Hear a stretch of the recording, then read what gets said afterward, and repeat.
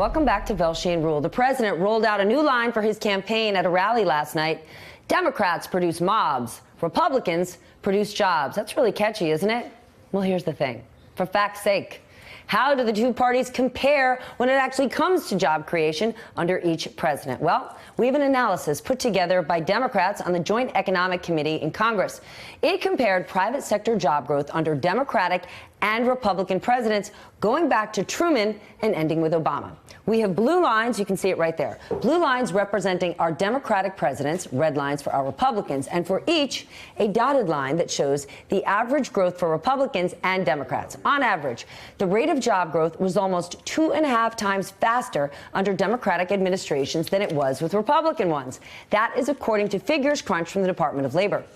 Looking at gross domestic product, you know it as GDP, growth, another growth metric to measure the strength of the economy, we can also see substantially better performance under Democratic presidents. Again, our dotted red and blue lines paint a clear picture. On average, real GDP has grown about 1.6 times faster with a Democrat in the White House than with a Republican, according to figures crunched from the Department of Commerce. Furthermore, a paper released by the Woodrow Wilson School and Department of Economics at Princeton concluded, quote, the U.S. economy has performed better when the President of the United States is a Democrat than a Republican, almost regardless of how one measures performance. So it sounds like Democrats have a branding problem. Joining me now, CNBC editor-at-large John Harwood and Bloomberg national political reporter Sahil Kapoor. Okay, John, let's go to you first. Those are the numbers right there. I just went through all of them. Yet, the president gets on the podium and says, we create jobs, they create mobs, and even go beyond President Trump. If you ask the average American which party is most focused on jobs and the economy and business, they're going to say Republicans. That's right. So Democrats do have the branding problem that you mentioned. Republicans, on the other hand, have a data problem. And if you want to know who recognizes that, none other than President Trump. In 2004, when President Trump was interviewed on CNN, he was asked, he was trying to figure out his path in politics. And he was asked, do you think of yourself more as a Republican or Democrat? He said, it seems like the economy does better under Democrats. That's what those figures show. That's what the years since then have shown. Of course, President Obama had a better record of net job creation than President Bush. And that's simply the reality of the situation. In terms of the mobs, not jobs, just remember what the subtext of that is. In addition to the economic facts, the Democrats are a diverse party. The Republicans appeal disproportionately to older whites. And the mob thing is an attempt to alarm those voters about the prospect of non-whites and immigrants and terrorists and that sort of thing. But I want to go back to business and economics. Yep. Sahil, the data is irrefutable. Yet to John's point, the Republicans have it in terms of branding. And what getting elected is selling. So what do Democrats need to do on the selling front? Part of the American dream, whether you like it or not, is that people believe or dream that they want to be rich. What do Democrats need to do to change the narrative here?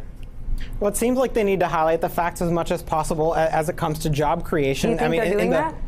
They're focusing on something a little bit different. They're talking about the tax law and its impact on the deficit and how that could lead to cuts in, safety net programs like Social Security and Medicare. But, the Bill Clinton presidency oversaw about as many jobs created as the entire presidencies of Reagan and both Bushes. So Democrats do have an argument to make here if they really want to.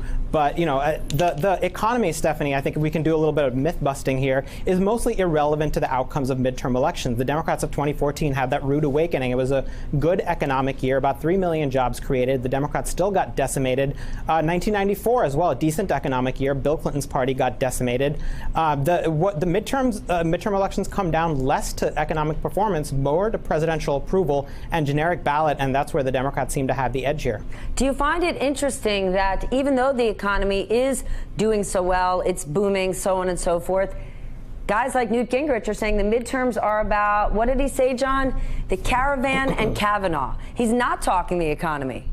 Well, right. And one of the reasons for that, Stephanie, is that people have absorbed the fact that the economy has been growing for quite some time. President Trump talks about record streak of private sector job creation. Most of that record, obviously, was amassed under the presidency of Barack Obama. Trump inherited a good economy. Things have gotten accelerated in part because of the deficit finance stimulus from the tax cut and from spending increases. But people kind of get that we haven't had a revolution in the economy under President Trump, and they're focusing on other things, and those culture war issues are part of it. Who do the president's lies about the economy work for? At the end of the day, I know if my wages go up. I know if I have more money in my pocket, if my actual taxes go down. I understand the president's lies or conspiracy theorists when he's preying on our fears, as it relates to things like immigration. And I hear these awful, ridiculous conspiracy theories that are not rooted in fact,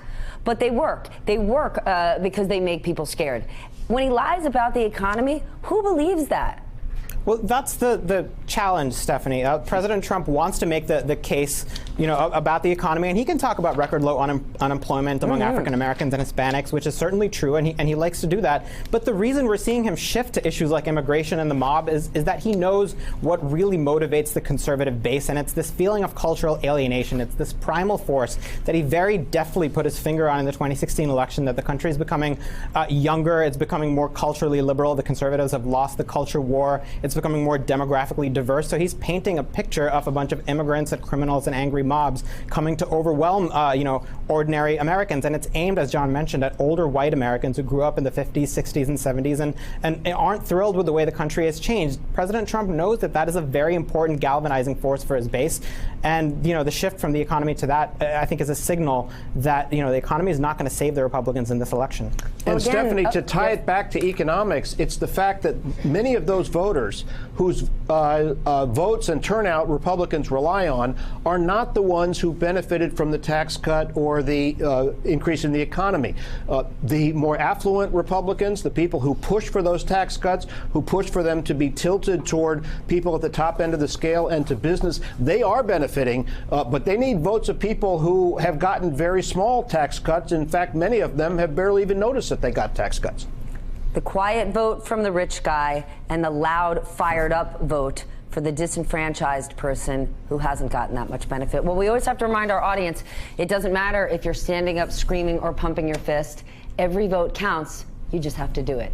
Hey, MSNBC fans, thanks for checking out our YouTube channel. Subscribe by clicking on that button down there and click on any of the videos here to watch the latest interviews and highlights. You can get more MSNBC for free every day with our newsletters. Just visit msnbc.com/newsletters to sign up now.